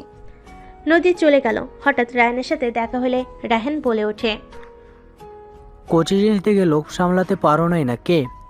একেবারে কোচি ছেলেকে বিয়ে করে ফেললে। নীরব, তুমি তোমার মামার কাছে যাও। আব্বু, কোচ জিনিস কি? কোচি জিনিসটাই কি তোমার আম্মু ভালো বলতে পারবে। নীরব, তোমাকে যেতে বলছি না? নদীর কথা শুনে নীরব নেমে চলে গেল। রায়হান নদীকে আরো বাজে কথা বলে রায়হানের গালে নদী থাপ্পড় মেরে বলে, তোর মন কোনোদিন ঠিক হবে না। যেমন আগে নোংরা মানসিকতা ছিল, এখনো সেইম আছে। সবাইকে নিজের মতো ভাবিস না, নিজে ভালো হয়ে অন্য কাউকে খারাপ কথা বলিস। আর কতটা নির্লজ্জ তুই! কতবার বলছি আমার সাথে কথা বলবি না, কিন্তু তুই একবারই কথা বলতে আসস। যত সব। নদীর থাপ্পড় খেয়ে রায়হানের রাগ উঠে গেল। রায়হান নদীর চুলের মুঠি ধরে নদী হাত ধরে বলতে লাগলো, রায়হান, আমার চুল ছাড়, ব্যথা লাগছে কিন্তু। তোমার সাহস কি করে হয় আমার গায়ে হাত তোলার? অনেক সাহস বেড়ে গিয়েছে, তাই না? রায়হান নদীর গালে থাপ্পড় মারতে যাবে, সাথে সাথে রায়হানের বউ এসে হাত ধরে বলে, ছি, এসব কি করছেন? উনি আপনার এখন স্ত্রী না যে ওনার গায়ে হাত দেবেন। ওনাকে ছাড়েন। রায়হান ওর স্ত্রীর কথা শুনে নদীকে ছেড়ে ওর স্ত্রীকে মারতে লাগলো। আয়ন রুমের বাইরে এসে নীরবের সাথে হাঁটতে কিছু দূর এসে এই অবস্থা দেখে নীরব ভয় পেয়ে গেল। নদী রায়হানকে বলল, ওকে ছাড় বলছি রায়হান। আমাদের মাঝে তুই আসবি না। নদীকে ধাক্কা দিলে দৌড়ে গিয়ে আয়ন নদীকে ধরে ফেল। রায়হান ওর স্ত্রীর পেটে লাথি দিতে যাবে, সাথে সাথে আয়ন টান দিয়ে ওর স্ত্রীকে সরিয়ে নিল। রায়হান রেগে গিয়ে আয়নের কলার চেপে ধরলে আয়নের রাগ উঠে গেল। রায়হানের স্ত্রী নদী রায়হানকে ধরে বলে, প্লিজ ওনাকে ছেড়ে দিন। রায়হান, আমার স্বামীর কলার ছাড় বলছি। আম্মু, আমাকে ছেড়ে দাও। নীরবের কান্নার শব্দ শুনে সবাই দৌড়ে আসতে লাগলো। রায়হান নীরবকে রেগে ধাক্কা দিয়ে বলে, তোকে চুপ থাকতে বললাম না? সবাইকে জোর করে ফেললে। আব্বু, মামাকে মারো, কিন্তু মামাকে ছেড়ে দাও। আয়ন এবার নিজের রাগ কন্ট্রোল করতে না পেরে রায়হানের হাত দুটো ধরে মোচড় দিয়ে ধরতে লাগলো। আয়নের শক্তির সাথে রায়হান পারছিল না। সামিরাকে দেখে আয়ন রায়হানের হাত ছেড়ে দিয়ে বলে, আপনাকে এখানে উচিত শিক্ষা দিয়ে দিতাম। আপনার ভাগ্য ভালো, এখানে সামিরা আর নীরব আছে। কি করবি তুই? কথাটা বলে আয়নের মুখে ঘুষি মালে সবাই ভয়ে বলতে লাগলো, রায়হান এইটা কিন্তু বাড়াবাড়ি হয়ে যাচ্ছে। তুই নতুন জামের মুখে ঘুষি মারলি কেন? রায়হান ওই লোকটার দিকে রাগী লুক নিয়ে তাকিয়ে পড়ল। কেন, ওই কি আপনার জামাই নাকি যে এত মায়া লাগছে? ছি, এইসব কি যাতা বলছেন? মুখের ভাষা এত জঘন্য কেন আপনার? দেখেন, আপনার মাত্রার ভিতরে থাকেন, না হইলে কিন্তু আপনার কপালে দুঃখ আছে। কি করবি তুই কর। আয়নকে ধাক্কাতে লাগলো। সামিরা রেগে রায়হানকে ধাক্কা দিয়ে বলল, খবরদার, আপনি আমার আব্বুর গায়ে হাত দিবেন না। আপনি একজন জঘন্য মানুষ। আপনার লজ্জা শরম নাই? সবসময় খালি ঝামেলা করেন, নেশাখোর কোথাকার। আপনার ধারণাও নেই আমার আব্বু আপনাকে মারলে আপনার কি হতে পারে। আপনি এমন জঘন্য মানুষ, যেখানে দেখছেন নীরব ভাই কান্না করছে আর আপনার সেদিকে কোনো খবরই নেই, উল্টা নীরবকে ধাক্কা দিচ্ছেন। এত জঘন্য আপনি। সামিরার মুখে আব্বু ডাক শুনে আয়ন অবাক হয়ে গেল। রায়হান রেগে চিল্লায়ে বলল, আমি তোর আব্বু হই না? দেখ সামিরা, এখান থেকে সর। তোর মা তো একটা বেশ্যা আর তুই সেই মাকে সাপোর্ট করস। রায়হানের কথা শুনে আয়নের আর সহ্য হলো না। আয়ন রেগে নীরবকে বলল, নীরব, আমার রুমে যাও। আমার ফোনটায় গেম চালু আছে কিনা দেখো তো। নীরব চলে গেলে আয়ন রেগে রায়হানের সামনে এসে রায়হানের কলা ধরে একের পর এক ঘুষি দিতে দিতে বলতে লাগলো, আপনার সাহস কি করে হয় আমার স্ত্রীকে বাজে কথা বলার? আমি আপনার মুখ ভেঙে ফেলবো। রায়হান আয়নের সাথে পেরে ওঠে না। আয়ন একের পর এক ঘুষাতে লাগলো। নদী রায়হানের স্ত্রী আয়নকে ঠেকানোর চেষ্টা করতে লাগলো। রায়হানের মুখ দিয়ে রক্ত ঝরতে লাগলো। সামিরা কান্না করতে করতে চলে গেল। কিছুজন বলতে লাগলো, ঠিক হয়েছে, এই হলো স্বামী, নিজের স্ত্রীর নামে খারাপ কথা বলবে, তাকে ছেড়ে দেওয়া একদম ঠিক না। নদী লোকটার কথা শুনে থমকে গেল। আয়নের দিকে তাকিয়ে দেখতে লাগলো। রায়হানের স্ত্রী আয়নের পা ধরে বলে, আমি আপনার পায়ে ধরছি, আমার স্বামীকে ছেড়ে দিন। আয়ন রেগে ধাক্কা দিয়ে নিচে ফেলে বলে, দেখেন, এইটাই স্ত্রী। আপনি ওনাকে কি পরিমাণ মারলেন, আর উনি সেই আপনার কষ্ট সহ্য করতে না পেরে আমার পায়ে ধরছে। লজ্জা পাওয়া দরকার আপনার। আয়ন আরেকটা মারতে যাবে, রায়হানের স্ত্রী থামিয়ে হাত জোর করলো। আয়ন না মেরে বলল, আপনাকে যদি আমার স্ত্রীর আশেপাশে দেখি একদম খুন করে ফেলবো, ফালতু কোথাকার। আয়ন কথাগুলো বলে ওইখান থেকে চলে গেল। সবাই রায়হানকে দেখে হাসতে হাসতে বলে, নদী, তোকে নিয়ে হাসাহাসি করছি, ক্ষমা করে দিস মা। তুই একজন যোগ্য ছেলেকে বিয়ে করছস। সবাই আয়নের অনেক প্রশংসা করতে লাগলো। নদী সবার কথা শুনে অনেক খুশি হতে লাগলো। নদী রায়হানকে বলল, সব জায়গায় ক্ষমতা দেখাতে হয় না, নিজেকে কি ভাবোস আল্লাহ ভালো জানে। আর দেখলি তো আমার স্বামী ছোট হলেও কতটা বুঝতার। তোর মতো জানোয়ার না। দেখ, ওর নিজের সন্তান না হওয়া সত্ত্বেও ওদের কথা ভেবে তোর সাথে সুন্দরভাবে সমাধান করতে চাইলো, আর তুই কিনা নিজেদের সন্তানের উপরে হাত তুলস। জঘন্য লোক একটা। নদী কথাগুলো বলে ওইখান থেকে চলে গেল। রুমে গেলে দেখে আয়ন নীরবকে বুকে জড়িয়ে ধরে বলতে লাগলো, আমি তো জানি নীরব বাবু অনেক সাহসী, তাহলে এখন কেন কান্না করছে? আরে বাবা শুনো, তোমার আব্বুর তো মাথা গরম, তাই তোমাকে ভুলে ধাক্কা দিয়েছে। তোমার আব্বু তোমাদের অনেক ভালোবাসে। রাগের মাথায় তো মানুষ কত কিছু করে। না আব্বু আমাদের ভালোবাসে না, আব্বু অনেক পচা, তোমাকে মারছে। আব্বুর সাথে তো আর কথাই বলবো না আমি। দেখ, এমন কেউ বলে আব্বুরা পচা হয় না। রাগ উঠলে সবার মাথা খারাপ হয়ে যায়। দেখো, মাথা ঠান্ডা হইলে ঠিক তোমাকে আবার কাছে টেনে নিবে।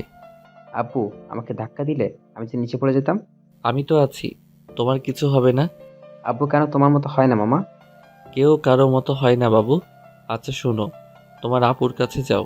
তোমার আপু মনে হয় কান্না করছে। নীরব আয়নের উপর থেকে উঠে নিচে নামলে নদীর সাথে সাথে লুকিয়ে পড়লো। নীরব বের হইলে নদীর রুমের দিকে বা আসার ভান করলো। নীরব ওর আম্মুকে কিছু না বলে চলে গেল। নদী আয়নের পাশে বসলে আয়ন চমকে যায়। আয়ন সরে যেতে চাইলে নদী আয়নকে বলল, বসো। কুত্তার বাচ্চা কত জোরে ঘুষি দিয়েছে, ঠোঁট কেটে রক্ত পড়ছে। নদী ওর শাড়ির আঁচল দিয়ে ঠোঁটের রক্ত মুছতে লাগলো। আয়ন নদীর দিকে অবাক হয়ে তাকিয়ে বলল, কি করছেন? আমার জন্য দামি শাড়িটা নষ্ট করছে কেন? মানুষের থেকে শাড়ি কখনোই দামি হয় না। চুপচাপ বসে থাকো। ওয়েট, আমি ব্যাগে স্টিকার ব্যান্ডেজ আছে। আপনি কি এসব নিয়ে ঘোরেন নাকি? নীরবের জন্য রাখতে হয়। নদী ব্যাগ থেকে স্টিকার ব্যান্ডেজ বের করে আয়নের ঠোঁটে লাগিয়ে দিতে লাগলো। আয়নের নাকে গরম নিঃশ্বাস হাতে এসে পড়লে নদীর ভিতরে অন্যরকম অনুভূতি হলো। আয়ন নদীর দিকে তাকিয়ে আছে। চোখে চোখ পড়লে আয়ন চোখ সরিয়ে নিল। হঠাৎ করে দরজা নক হলে দুজন একে অপরের থেকে দূরে সরে বসলো। নদীর কয়েকটা কাজিন খাবার নিয়ে এসেছে। টেবিল ওপর রাখতে রাখতে বলে, বাহ দুলা ভাই, আপনি দেখতে যেমন স্মার্ট তেমনই গুড লুকিং, তেমন ফাইটিংও তো ভালোই জানেন, একদম সিনেমার হিরোদের মতন। কথাগুলো বলে হাসতে লাগলো। আরেকজন বলে, ভাইয়া আপনার কোনো ভাই নাই? না, কেন? মেয়েটা মন খারাপ করে বলে, না মানে তাহলে আমি একটু আপনার ভাইয়ের সাথে প্রেম করতাম। আপু তুমি আবার আমাদের মাঝে এসো না, আমরা দুলা ভাই শালিকা যা ইচ্ছা বলবো চুপ করে শুনবে। অনেক পাকনা হয়ে গেছস। নদীর কথা শুনে বলে, ওই একটু একটু যাই হোক ভাইয়া, আপু তোমাদের জন্য ফুপি খাবার দিয়েছে, খেয়ে নাও। আর সামিরা নীরব ওরা নিচে খেতে বসেছে, আর দুলা ভাই খাবার খেয়ে ছাদে আসেন, সবাই মিলে ওইখানে আড্ডা দিচ্ছে। আচ্ছা। মেয়েগুলো চলে গেল। নদী ওয়াশরুম গিয়ে হাত ধুয়ে এসে আয়নের খাবার দিল। আয়ন হালকা খাবার খেয়ে নিল। নদী আয়নের প্লেটে খাবার খেতে লাগলে আয়ন বলে, ম্যাম কি করছেন? আমার এটো কেন খাচ্ছেন? খাবার নষ্ট হবে, তাই এখান থেকে খাওয়া ভালো। তুমি ছাদে যাও, তোমার ভালো লাগবে। নীরব আসুক। নদী খাবার খেতে লাগলো। আয়ন আর চোখে মাঝে মাঝে নদীকে দেখে খেতে লাগলো। আয়ন নদীর চোখে চোখ পড়লে আয়ন চোখ সরিয়ে নিয়ে ফোনের দিকে তাকালো। নদী মুচকি হাসি দিয়ে খেতে লাগলো। খাওয়া শেষ করে হাত ধুয়ে নিল। নীরব এসে আয়নকে বলে, মামা তোমার খাওয়া হয় নাই? হয়ে গেছে। খালামণিকে তোমাকে যেতে বলছে, চলো। আয়ন নীরবের সাথে যেতে লাগলো। ছাদে গেলে দেখে তুলি সামিরা সবাই বসে আছে। আয়নকে দেখে কয়েকটা মেয়ে আয়নকে ধরে বসিয়ে দিল। নীরব আয়নের কোলে বসলো। সবাই বালিশ গেম খেলতে লাগলো। নীরব আয়নের কোলে বসে থেকে খেলতে লাগলো। সবাই মজা করে খেলতে লাগলো। লাস্টের দিকে সামিরা আর আয়ন খেলায় বাকি থাকে। দুজনের ভিতরে খেলা চলতে থাকে। আয়ন ইচ্ছা করে সামিরাকে জিতিয়ে দিলে সামিরা অনেক খুশি হয়ে নাচতে লাগলো। সামিরা খুশি দেখে আয়নের ভালো লাগলো। নীরব আয়নের উপর রাগ করে বলে, আব্বু তুমি এমন কেন করলে? আপুকে হারানো যেত। আরে অন্য গেমে আমরা ঠিক জিতবো। সবাই মিলে গেম খেলতে শুরু করে দিল। অনেক মজা করে খেলতে লাগলো। বড়রা এসে ওদের খেলা এনজয় করতে লাগলো। নদী একপাশে বসে ওদের খেলা দেখতে লাগলো। তুলি আয়নের মাঝে স্কিল দিয়ে মুখ দিয়ে মারার প্রতিযোগিতা চলছে। টিয়া চিটিং করতে গেলে নীরব কিছু বলে সবাই মুখ চেপে ধরে। সবাই হাসতে লাগলো। আয়ন বুঝতে পেরে যে ওকে মারতে যাবে সাথে সাথে ধরে ফেলে। চোখ খুলে টান দিয়ে মেয়েটা সোজা তুলির ওপর থেকে আয়নের উপর এসে পড়ে আয়ন বলতে লাগলো, চিটিংবাজ। দুজন একে অপরের সাথে ঝগড়া করতে লাগলো। সবাই হাসতে থাকলো। নদীর বিষয়টা ভালো লাগলো না। নদী উঠে এসে মেয়েটাকে আয়নের উপর থেকে তুলে দিল। নদী হেসে বলে, মুখে ঝগড়া কর, উপরে উঠে করার কি দরকার? নদীর কথা শুনে ওর কাজিনরা সবাই বলতে লাগলো, জেলাসি, কেউ কি পোড়া পোড়া গন্ধ পাচ্ছ? নদী রাগী লোক নিয়ে তাকাতে সবাই হাসতে লাগলো। রায়নের স্ত্রী ওদের পাশে বসে বলে, ঠিক আছে, জামাই নিয়ে জেলাসি করবেন না তো কি করবে? নীলা কিছুটা লজ্জা পেয়ে গেল। অ্যান্ড সবাইকে বলল, থাকেন, অনেক খেলা করছি। নীরব চলো একটু হাঁটাহাঁটি করে আসি। অ্যান্ড কথাটা বলে নীরবের হাত ধরে নেমে গেল। অ্যান্ড বাসা থেকে বের হয়ে দুজন হাঁটাহাঁটি করে একটা দোকানে গিয়ে বসে পড়ল। অ্যান্ড চা খেতে লাগলো। নীরবকে চিপ চকলেট কিনে দিল। অ্যানের চা খাওয়া হয়ে গেলে অ্যান বিল দিয়ে নীরবকে নিয়ে হাঁটতে লাগলো। অ্যানের খাওয়া শেষ হলে দুজন বাসায় চলে গেল। অ্যানের সাথে আরও কিছু আত্মীয়দের পরিচয় করিয়ে দিতে লাগলো। সবার সাথে কথা বলতে বলতে অনেক রাত বেজে গেল। অ্যান সবার সাথে অনেকটা মিশে গেছে। সবাই মিলে একসাথে খাবার খেতে বসলো। সবার সাথে আনন্দ করে খাবার খেয়ে আর নীরব রুমে চলে গেল। নীরব গেলে দেখে সবাই বসে থেকে আড্ডা দিচ্ছে। আয়নকে দেখে সবাই চলে গেল। নদী দরজা লাগিয়ে দিল আর নীরবকে শুইয়ে দিয়ে নদীকে বলল, আমি কোথায় ঘুমাবো? এই রুমে তো সোফাও নাই। নীরবের পাশে ঘুমাও। আপনাদের সাথে এইটা কেমন দেখায়? সমস্যা কি, ঘুমাও। আয়ন আর কিছু বলল না। আয়ন নীরবের পাশে শুয়ে পড়লে নীরব আয়নকে জড়িয়ে ধরে ঘুমালো।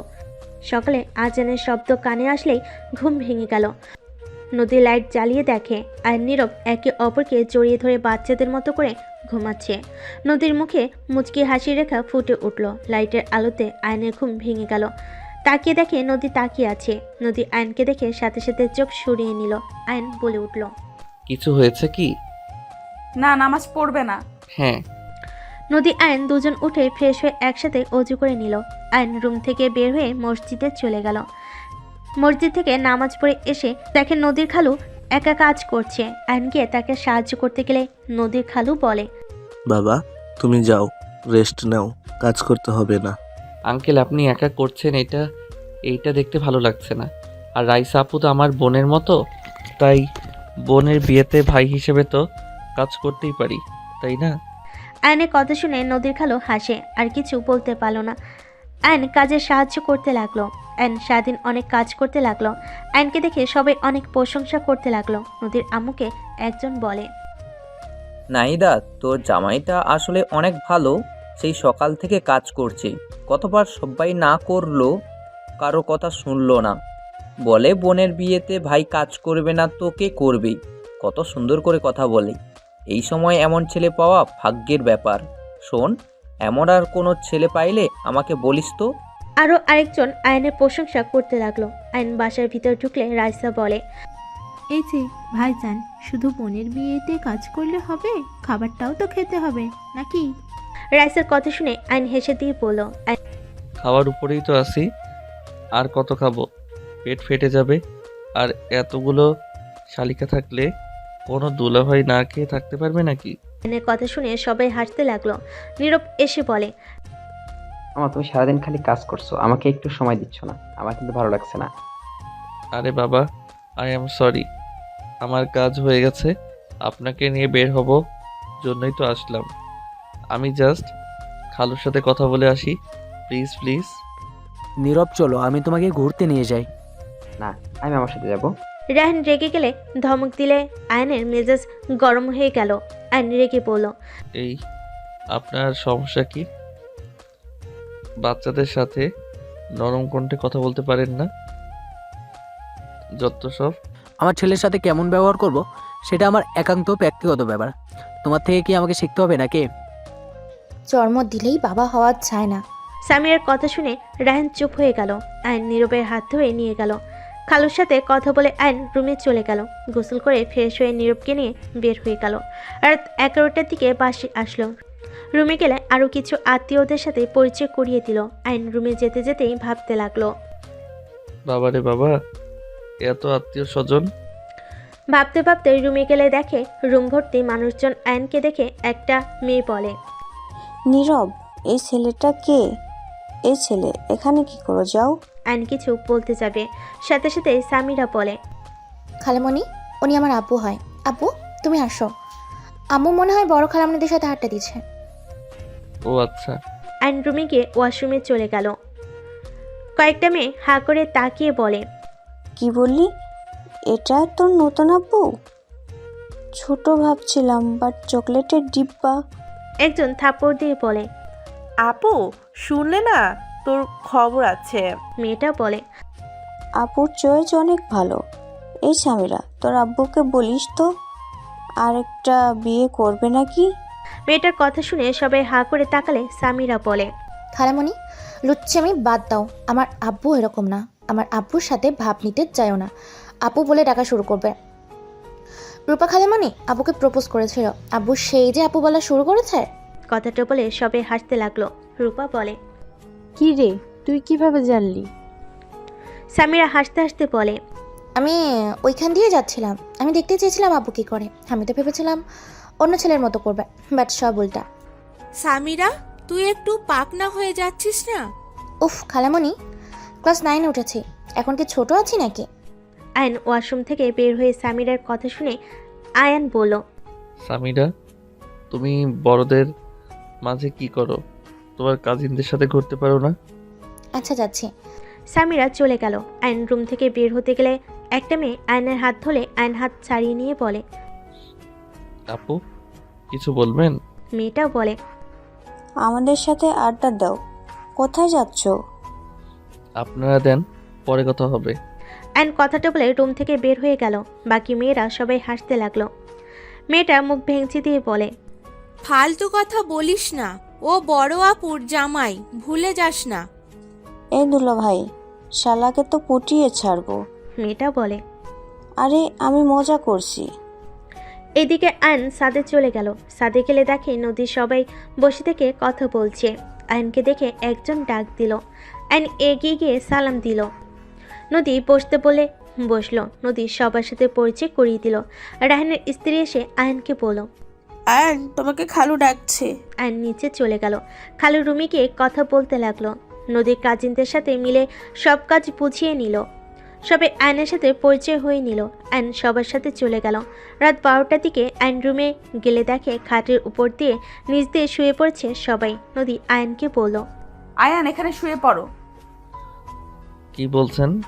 আপু শুয়ে পড়ো, পরে এই জায়গার পাবে না কিন্তু, ছাদে গিয়ে ঠান্ডায় শুয়ে থাকতে হবে। সেই জায়গাও পাবে কিনা সন্দেহ। কি ভাবছো? আসো। নীরব কোথায়? ওর কাজিন নানিদের সাথে শুয়ে পড়ছে অন্য রুমে। ও আচ্ছা। আয়নের কিছুটা শরম লাগতে লাগলো। নদী কিছু কাজিনরা বলে, আরে তোলা ভাই এত লজ্জা কেন, শুয়ে পড়েন, বিয়ে বাড়িতে এমনই তো মজা। আইন উপায় না পেয়ে নদীর পাশে শুয়ে পড়ল। আরেকটা ছেলে এসে বলল, এখানে তো একটু জায়গা আছে, আমি দুলাভাইয়ের পাশে শুয়ে পড়লাম। ছেলেটা আয়ানের পাশে শুয়ে পড়লে, আয়ানের নদীর সাথে টাচ করলে আয়ান কিছুটা ভয় পেতে লাগলো। আয়ান একটু দূরে থাকার চেষ্টা করতে লাগলো। নদী আয়ানের ব্যাপারটা বুঝতে পেরে বলল, স্বাভাবিকভাবে সও। পাশের ছেলেটা বলে, এই দুলাভাই এমন করেন কেন? এমন করছেন মনে হয়। আপু আপনার বউ না, অন্য পরনারী বাসর করেন নাই নাকি যে এমন ভাব করছেন? ছেলেটার কথা শুনে আয়নের মেজাজ গরম হয়ে গেল। কি যাতা বলছেন? এখানে ভাগ্নি মেয়েরা আছে, চোখ দিয়ে দেখে কথা বলেন। আয়নের কথা শুনে ছেলেটার কিছুটা লজ্জা পেয়ে গেল। সামিরা নদীকে জড়িয়ে ধরে ঘুমালো। নদী সামিরার মাথায় হাত বুলিয়ে দিতে লাগলো। আয়ন ছেলেটার দিকে ঘুরে শুয়ে থাকলো।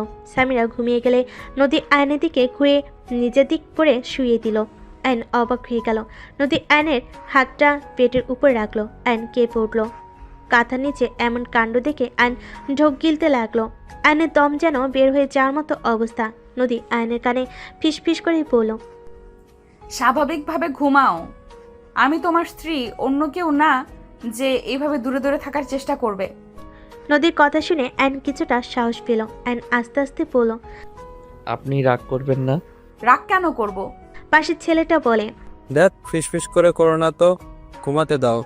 আর দুলাভাই যান, বউকে জড়িয়ে ধরে ঘুমান, তাও ফিসফিস করেন না। আয়নকে ধাক্কা দিলে আয়ন সোজা নদীর উপর গিয়ে পড়ে। নদীর কাছাকাছি আসতেই দুজনের নিঃশ্বাস ভারী হতে লাগলো। সামিরা নড়ে উঠল। আয়ন ঠিক হয়ে শুয়ে পড়ল। নদী আয়নের বুকে মাথা রেখে চোখ বন্ধ করে ফেলল। আয়ন যেন বরফের মতো জমে যেতে লাগলো। আয়ন অনেক কষ্টে ঘুমিয়ে গেল। সকালে ঘুম ভাঙলে আয়ন নদী একে অপরকে জড়িয়ে ধরে ঘুমিয়ে আছে। সবার হাসির শব্দ শুনে সামনের দিকে তাকালে দেখে সবাই উঠে পড়েছে, সাজগোজ করছে। সামিরাকে দেখে আয়ন বেশ লজ্জা পেয়ে গেল। তাড়াতাড়ি করে নদীকে সরিয়ে দিয়ে উঠে পড়ল। আয়নকে এভাবে উঠতে দেখে সবাই হা হয়ে গেল। নদীর ঘুম ভেঙে গেল। আয়ন তাড়াতাড়ি ওয়াশরুমে গিয়ে ফ্রেশ হয়ে রুম থেকে বের হয়ে গেল। নদী তাড়াতাড়ি করে ওয়াশরুমে চলে গেল। আয়ন নিচে গিয়ে সবার সাথে বসে কথা বলতে লাগলো। নির্বেশে আয়নে করে বসে পড়ল। সবার সাথে আড্ডা দিয়ে গায়ে হলুদ দেওয়ার জন্য সবার সাথে পাঞ্জাবি পায়জামা পরে রেডি হয়ে নিল। গায়ে হলুদের অনুষ্ঠান করা শেষ করে রাতে আয়ান নীরবের সাথে সবাই বসে আড্ডা দিতে লাগলো। এদিকে নদী একা রুমে বসে থেকে অফিসের কাজের ব্যাপারে কথা বলছিল। হঠাৎ করে তুলি ভিতরে আসলো। নদীর কথা শেষ হলে তুলিকে বলল, কিরে, কিছু বলবি?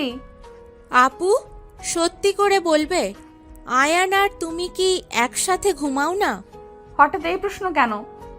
না মানে আমার কেন জানি গতকাল রাতে দেখে মনে হচ্ছে তুমি আয়ান একসাথে ঘুমাও না। আয়ান গতকাল রাতে অকওয়ার্ড ফিল করছিল। আপু তোমরা কি বাসর করো নাই? আমি তোর বড় বোন, কি সব কথা বলস? আমি জানি, বাট আপু তুমি কি আয়ানকে নিজের থেকে সরিয়ে রাখো নাকি? দেখো আপু, আয়ান অনেক ভালো ছেলে। স্বামীরা নীরবকে নিজের সন্তানের মতো করে ভালোবাসে। ওইটুকু ছেলে সবকিছু কত সুন্দর করে মানিয়ে নিয়েছে, অথচ তোমাকে টাচ করার সাহস পায় না। রাতে স্পষ্ট আমি দেখেছি ওর চোখে মুখে ভয়ের ছাপ ছিল। দেখো আপু, আমি রাগের মাথায় সেই দিন তোমাকে অনেক কিছু বলেছি। আমি সেই তোমাকে বলছি, সময় থাকতে আয়ানকে নিজের করে নাও।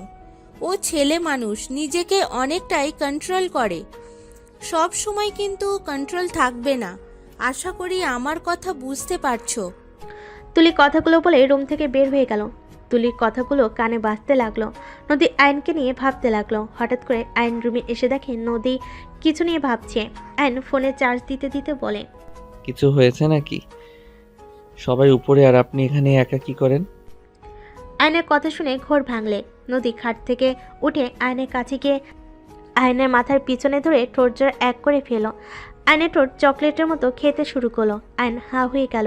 আয়ন বুঝতে পারছে না কি করবে। আয়ন নদীকে সরিয়ে দিয়ে বলল, কি করছেন? দেখেন আমি ছেলে মানুষ। আপনি যদি এমন করেন আমি নিজেকে কন্ট্রোল করতে পারবো না, পরে আপনি নিজেই রেগে যাবেন। তোমাকে কন্ট্রোল করে রাখতে কে বলছে? আপনি তো আমাকে ভালোবাসেন না, আপনি তো আপনার এক্স হাজবেন্ডকে ভালোবাসেন। আমি কাউকে ভালোবাসি না, এই তো তোমার ভুল ধারণা। আমি ভেবেছিলাম তুমি আমার বয়সে ছোট, তাই আমি তোমাকে দূরে দূরে রাখছি। আর আমরা যখন স্বামী স্ত্রী, সেখানে আমার মনে হয় না তোমাকে দূরে রাখা ঠিক হচ্ছে। আয়ান, তুমি কি আমাকে পছন্দ করো নাকি না? যদি না করো তাহলে আমাকে বলে দিতে পারো। আমি চাই না তুমি আমাকে দয়া করো। আমি আপনাকে দয়া করছি না। প্রথমে আমার টাকার দরকার ছিল আর আপনাকে প্রোটেকশন দেওয়ার দরকার ছিল, তাই আমি আপনাকে বিয়ে করেছি। কারণ আমি দেখেছি ডিভোর্সি মেয়েদের জীবনটা কত কষ্টের হয়, যে কারণে আমি আপনার আশেপাশে থাকার চেষ্টা করছি। বাট এখন আমার মনে হয় আমি হয়তো আপনাকে ভালোবেসে ফেলেছি। হয়তো স্বামী স্ত্রী পবিত্র সম্পর্কের জন্য হয়তো আল্লাহ আপনার প্রতি আমার ভালোবাসা সৃষ্টি করে দিয়েছে। তার মানে তুমি আমাকে ভালোবাসো? তাহলে আগে কেন বলো নাই? আপনি যদি থাপ্পড় মেরে দিতেন বা রিজেক্ট করতেন তাহলে মনটা ভেঙে গোড়াগোড়া হয়ে যেত। আয়নের কথা বলার স্টাইল দেখে নদী ফিক করে হেসে দিল। আয়ন মুগ্ধ নয়নে তাকিয়ে বলল, আপনার হাসিটা অনেক সুন্দর, মন চায় সব সময় দেখতে। তাই না ফাজিল একটা? দেখি আমাকে জড়িয়ে ধরতে পারো কিনা। নদীর কথা শুনে আয়ন তাড়াতাড়ি করে গিয়ে নদীকে শক্ত করে জড়িয়ে ধরে। নদী আয়নের কানে হালকা করে কামড় দিলে আয়ন দুষ্টামি করে নদীর ঠোঁট জোড়া নিজের দখলে নিয়ে নিল। নদীর কোমরটা নিজের সাথে শক্ত করে জড়িয়ে ধরল। নদীর ঠোঁট ছেড়ে গলায় কিস করতে যাবে, সাথে সাথে দরজা খুলে সাথে সাথে আয়ন নদীকে ছেড়ে দিল। ঘুরে তাকাতে নদীর কাজিনরা বলে ওঠে, সরি, আমরা কিছু দেখি নাই। আমরা অন্ধ। আফা, কোনো দিক দরজা। কথাগুলো বলে হাসতে লাগলো। নদী আয়ন লজ্জায় লাল হয়ে যেতে লাগলো। ওর কাজিনরা হেসে ভিতরে ঢুকলো। আয়ন তাড়াতাড়ি করে রুম থেকে বের হয়ে গেল। ছাদে গেলে নীরব সবার সামনে বসে বলে, মামা তোমার ঠোঁটে লিপস্টিকের মতো লাগছে, এটা কিভাবে লাগালো? নীরবের কথা শুনে আয়ন লজ্জা পেয়ে গেল। সবাই মিটিমিটি হাসতে লাগলো।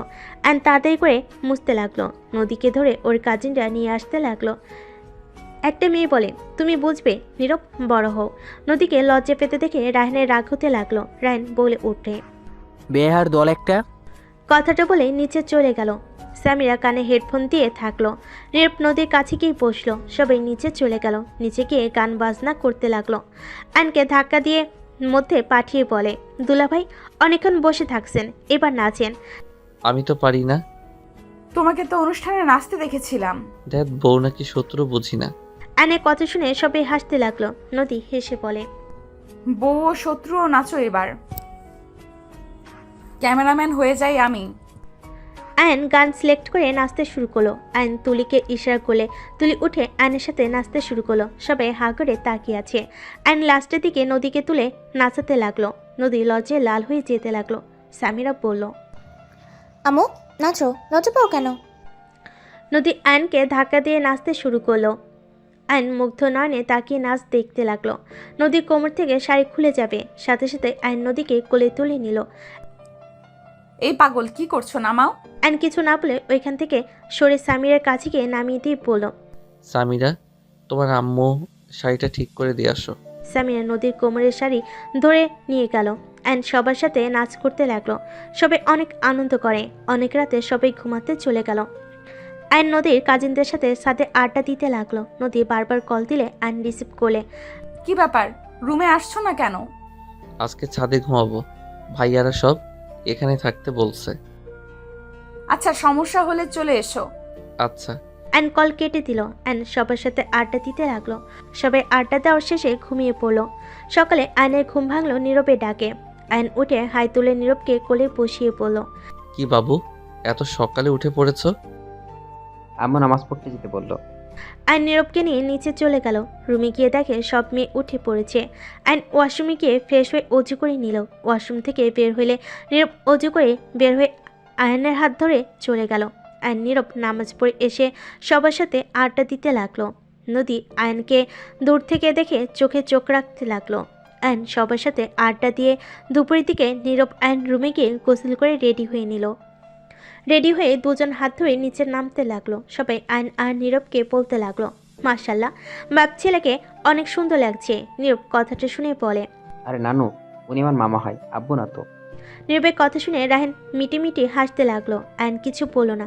সামিরা বলে উঠল, আজ থেকে ওনাকে মামা বলবি না, আমি যেমন আব্বু বলি তেমনই আব্বু বলবি।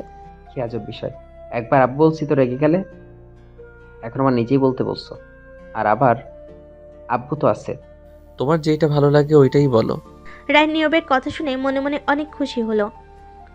আয়ন ওইসবকে পাত্তা না দিয়ে চলে গেল। সেদিন সবার সাথে আনন্দ করে বিয়ে পড়ানোর সময় সবাই অনেক এনজয় করতে লাগলো। নদী এসে আয়নের পাশে দাঁড়ালো।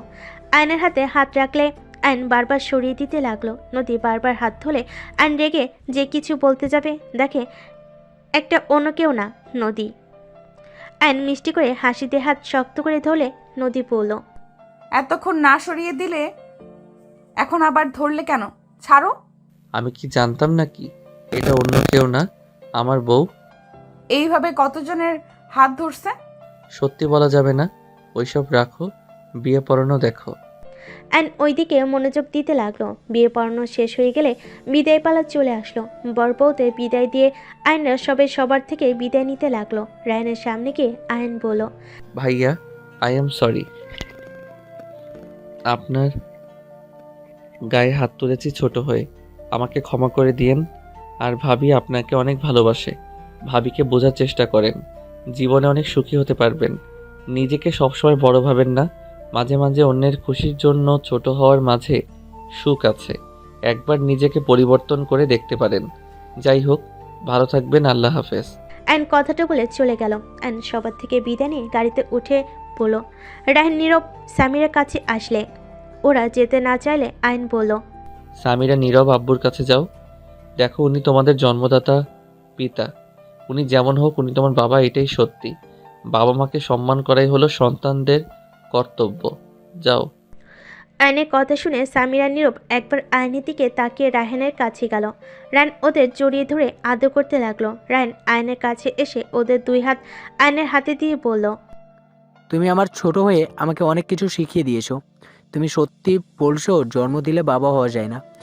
আয়ান আমার দুই সন্তানকে আমি ঠিকভাবে ভালোবাসতে পারি নাই, তোমার হাতে ওদের তুলে দিলাম। ওদের কখনোই কষ্ট দিও না, আমি তো ভালো রাখতে পারলাম না, তুমি ভালো রেখো। আর নদী, আমাকে ক্ষমা করে দিও। রায়হানের এমন পরিবর্তন দেখে সবাই হাঁ হয়ে তাকিয়ে থাকলো। আয়ন ওদের হাত নিয়ে বলে, চিন্তা করবেন না, আর আমি একা কেন ওদের দেখব, আপনিও তো আছেন, আপনি ওদের আসল বাবা। আপনার ভালোবাসা আর আমার ভালোবাসার ভিতরে অনেক পার্থক্য আছে। আমি যত ভালোবাসি না কেন, ওদের মনে আপনার জন্য অপূর্ণতা থেকে যাবে। আর হ্যাঁ, ভাবিকে ভালো রাখেন, দয়া করে আর এই রকম মায়ের দিবেন না। নীরব, সামিরা, গাড়িতে ওঠো। আয়নের কথা শুনে রায়হান ওর স্ত্রীকে এক হাত দিয়ে জড়িয়ে নিয়ে বলল, কখনোই দিব না, নিজেকে পরিবর্তন করার চেষ্টা করব। আমাদের দেরি হয়ে যাচ্ছে। নদীর কথা মতো গাড়ি ছেড়ে দিল। নীরব সামিরা ওর আব্বুকে টাটা দিল। নীরব আয়নকে জড়িয়ে ধরে বলল, মামা। বলো। তুমি অনেক ভালো মামা। মানুষের মধ্যে ভালো খারাপ মিলে থাকে বাবু, আমি যে একেবারে ভালো তাও না, আবার একেবারে খারাপ তাও না, তাই এত আমাকে ভালো বলতে হবে না। আমি অত কিছু জানি না, ভালো মানে ভালো।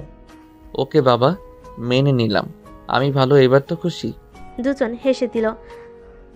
গাড়ি বাস কাউন্টারে থামিয়ে দিল। আয়নরা সব বাসে উঠে পড়ল। নীরব ওর নানুর কাছে গিয়ে বসে। সামিরা তুলের কাছে আয়ন নদী একসাথে বসলো। 1 ঘন্টা পর নদীর ঘুম আসলে আয়ন নদীকে এক হাত দিয়ে জড়িয়ে নিল। সারা রাত আয়ন জেগে থাকলো। সকাল 10টার দিকে বাস থেকে নামলো। ড্রাইভার গাড়ি নিয়ে আসলে সবাই বাসে চলে গেল। আয়ন সিএনজি দিয়ে ওর আম্মুর কবর দেখতে চলে গেল। আয়ন ওর আম্মুর কবর জিয়ারত করে ওইখান থেকে বের হয়ে চলে গেল। আয়ন বাসে গিয়ে ফ্রেশ হয়ে ঘুমিয়ে গেল। দুপুরে নদী অফিস থেকে এসে দেখে আয়ন ঘুমোচ্ছে। নদী ড্রেস চেঞ্জ করে আয়নের বুকে মাথা দিয়ে ঘুমিয়ে গেল। বিকেলে ঘুম ভাঙলে আয়ন নদীকে বুকে উপরে দেখে মুচকি হাসি দিল।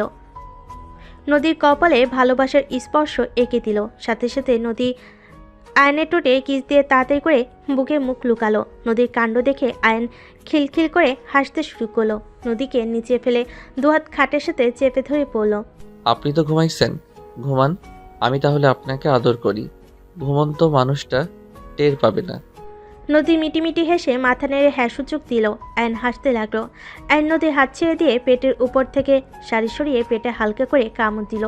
নদী আয়নের মাথা পেটের সাথে খামচি দিয়ে ধরল। নদী আয়নের হাত ধরে বলল। কি হলো? ঘুমন্ত মানুষ মাথা কেমনে ধরে? নদী চোখ বন্ধ করে বলে, জানি না তো, আমি তো ঘুমিয়ে আছি। ও আচ্ছা, ঘুমিয়ে আছেন তাই না? আয়ন নদীর শাড়ি এক টান দিয়ে সরিয়ে ফেল। নদীর সাথে সাথে চোখ খুলে লজ্জায় লাল হয়ে যেতে লাগলো। আয়ন ঝাঁপিয়ে পড়লো।